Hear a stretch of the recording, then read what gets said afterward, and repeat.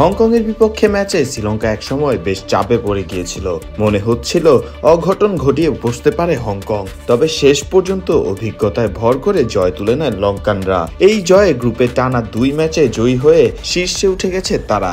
এখন প্রশ্ন দাঁড়ালো, এতে বাংলাদেশের জন্য সুপার 4-এ ওঠার কি সমীকরণ দাঁড়ালো?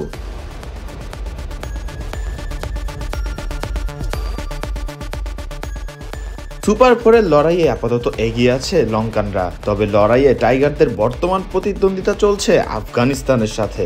সবচেয়ে সহজ অঙ্ক হলো বাংলাদেশ যদি আফগানিস্তানকে হারায় আর আফগানরা শ্রীলঙ্কার কাছেও হারে, তাহলে কোনো ঝামেলাই থাকবে না। 6 পয়েন্ট নিয়ে শ্রীলঙ্কা যাবে আর 4 পয়েন্ট নিয়ে যাবে বাংলাদেশ। আফগানিস্তান থেকে যাবে 2 পয়েন্টে।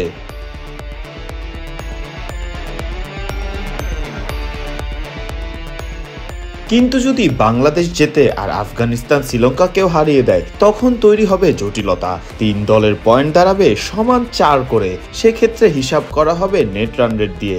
এখানেই বাংলাদেশ পিছিয়ে। আফগানিস্তান +4.7, শ্রীলঙ্কা +1.546 আর বাংলাদেশ -0.650। তাই এই পরিস্থিতিতে যেতে হলে শুধু জিতলেই হবে না, আফগানিস্তানকে হারাতে হবে বড় ব্যবধানে। সব হিসেবে সার কথা একটি, সুপার 4-এ টিকে থাকতে হলে বাংলাদেশকে অবশ্যই জিততে হবে আফগানিস্তানের বিপক্ষে।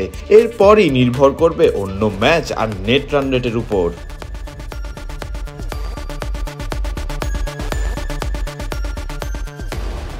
টাইগার শিবির অবশ্য আশাবাদী। কোচিং স্টাফ বারবার খেলোয়াড়দের বলছে বিশ্বাস রাখতে।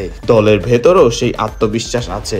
দলের spin bowling coach Mushtaq Ahmed বলছেন, কঠিন কাজটা যখন যদি কিন্তুর উপর নির্ভর করতে হয়, তবে সামনে যে ম্যাচ আছে সেখানে মনোযোগ দিতে হবে এবং সেই ম্যাচ জিততে হবে। মানসিকতা দৃঢ় হলে এবং বিশ্বাস থাকলে ইনশাল্লাহ এটা হবে, আমি বিশ্বাস করি।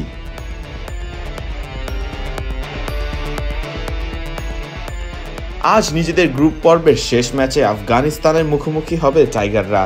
এশিয়া কাপের মতো বড় মঞ্চে আফগানদের বিপক্ষে বড় জয়ের স্বপ্ন দেখতেই পারেন ক্রিকেট ভক্তরা। ফারদিন রহমান সকাল, বিডি ক্রিক টাইম।